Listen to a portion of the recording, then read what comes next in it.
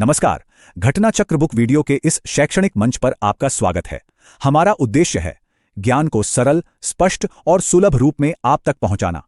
आइए आरंभ करते हैं अध्ययन और सफलता की इस यात्रा को। सब कह रहे हैं कि भारत की इकोनॉमी तेजी से बढ़ रही है, पर इसका असली मतलब क्या है? इन बड़े बड़े हेडलाइन नंबर्स के पीछे की असल कहानी क्या है? चलिए आज इन आंकड़ों में ही झांक कर देखते हैं और समझते हैं कि चल क्या रहा है। तो सवाल यही है कि भारत की अर्थव्यवस्था आखिर है कैसी? और इसका जवाब देखिए उतना सीधा नहीं है जितना लगता है। जो आंकड़े हमारे सामने हैं ना, वो एक ऐसी तस्वीर दिखाते हैं जो शायद चौंकाने वाली हो। तो चलिए सबसे पहले सबसे बड़े नंबर की बात करते हैं। 825.3 बिलियन डॉलर्स।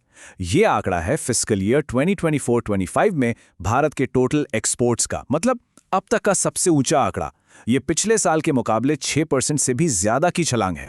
पर यह सिर्फ एक नंबर नहीं है, ये आंकड़ा बताता है कि ग्लोबल मार्केट में भारत का कद कितना बढ़ रहा है।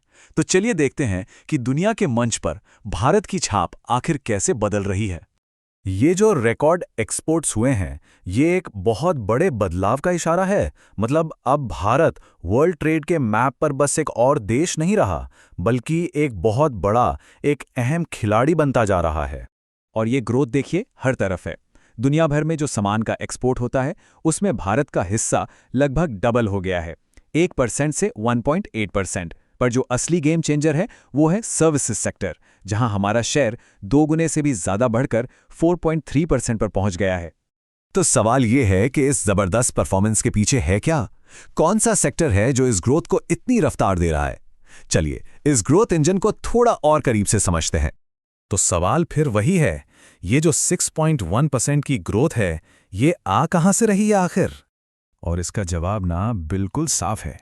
सर्विसेज सेक्टर 13.6% की धमाकेदार ग्रोथ के साथ ये टोटल एक्सपोर्ट ग्रोथ रेट से डबल से भी ज्यादा तेजी से भाग रहा है। तो जाहिर है असली इंजन तो यही है। और ये नंबर है सर्विसेज एक्सपोर्ट की कुल कीमत का। ये भी अपने आप में एक ऑल टाइम हाई है। इससे पता चलता है कि भारत की सर्विस इंडस्ट्री में कितना दम है। पर रुकिए, कहानी सिर्फ सर्विसेज की नहीं है। हमारी इकोनॉमी की ताकत सिर्फ एक सेक्टर पर टिकी नहीं है।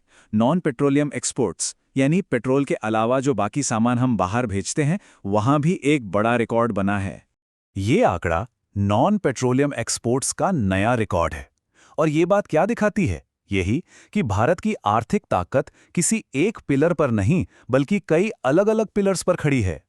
अच्छा, ग्रोथ तेज हो रही है, ये तो बढ़िया बात है, लेकिन क्या ये ग्रोथ टिकाऊ है? मतलब क्या नींव मजबूत है? क्योंकि किसी भी इकोनॉमी के लिए फाइनेंशियल स्टेबिलिटी ही सब कुछ होती है। तो चलिए देखते हैं कि इस फ्रंट पर भारत कहां खड़ा है। इसे समझने के लिए एक टर्म आता है करंट अकाउंट डेफिसिट या CAD। इसको ना बहुत सिंपल तरीके से समझिए। ये देश का बैंक बैलेंस है दुनिया के साथ। अगर हम दुनिया को बेचकर जितना कमा रहे हैं, उससे ज्यादा दुनिया से खरीदने में खर्च कर रहे हैं, तो मतलब हम घाटे में हैं। तो जितना कम घाटा, उतनी ही स्टेबल हमारी इकोनॉमी। और हाल के आंकड़े बताते हैं कि भारत का CAD हमारी GDP का सिर्फ 1.3% था। ये एक बहुत ही सेफ, बहुत ही कंट्रोल्ड लेवल है। ये दिखाता है कि हमारी अर्थव्यवस्था की बुनियाद कितनी मजबूत है, खासतौर पर तब जब दुनिया की बड़ी बड़ी इकोनॉमीज इससे कई ज्यादा बड़े घाटे से परेशान हैं। अब फाइनेंशियल स्टेबिलिटी का एक और बहुत बड़ा पिलर है रेमिटेंस, यानी वो पैसा जो विदेश में काम करने वाले भारतीय अपने घर भेजते हैं। और इस मामले में भारत दुनिया में नंबर 1 है। फिस्कल ईयर 2024-25 में भारत में 135.4 बिलियन डॉलर्स आए रेमिटेंस के जरिए। ये जो इतना बड़ा अमाउंट है, ये देश के फॉरेन अकाउंट को मजबूती देता है और हमारी फाइनेंशियल स्टेबिलिटी को बनाए रखने में बहुत मदद करता है।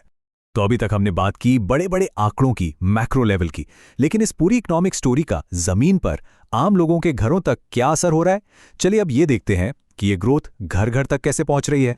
और इसका एक सबसे बड़ा उदाहरण है प्रधानमंत्री जन धन योजना।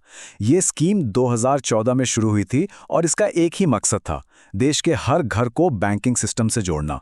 और हाल के आंकड़ों के मुताबिक इस स्कीम के तहत 55 करोड़ से भी ज्यादा बैंक अकाउंट्स खोले जा चुके हैं।